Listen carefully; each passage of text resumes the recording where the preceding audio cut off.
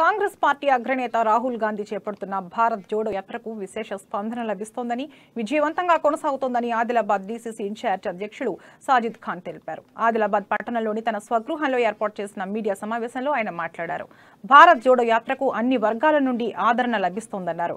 ఈ నెల 7న కామారెడ్డి జిల్లా మద్నూరులో భారత్ జోడో యాత్రకు వీడ్కోలు పలకనున్న నేపథ్యంలో నిర్వహించే భారీ బహిరంగ సభకు ఆదిలాబాద్ జిల్లా నుండి కాంగ్రెస్ శ్రేణులు అధిక సంఖ్యలో తరలివచ్చి విజయవంతం చేయాలని కోరారు. ఈ మీడియా సమావేశంలో నాయకులు భూపెల్లి శ్రీధర్, ఖాడి సంతోష్, పసుల చంటి, గుడిపెల్లి నగేష్, సంజయ్ గుండవార్, మహమూద్ ఖాన్, మోతీరాం, సెద్మకి ఆనందరావు, కళ్లెం నారాయణ రెడ్డి, మల్యాల కరుణాకర్, చంద్రశేఖర్, అర్పాత్ ఖాన్ తదితరులు పాల్గొన్నారు.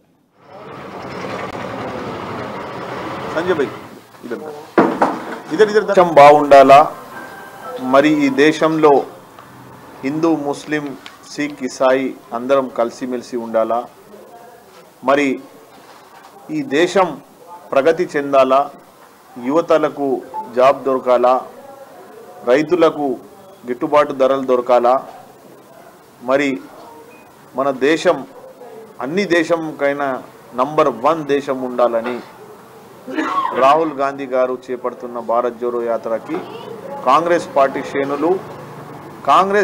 శ్రేణుల ఇడిచిపెట్టి మరి వేరే కాంగ్రెస్ పార్టీలో లేని వాళ్ళు సుగా రోజుకి doctors, engineer, municipal labours, cricket association వాళ్ళు, మీడియా వాళ్ళు, మరి మన తెలంగాణ సంప్రదాయ ప్రకారం అందరం బోనాలు వాళ్ళు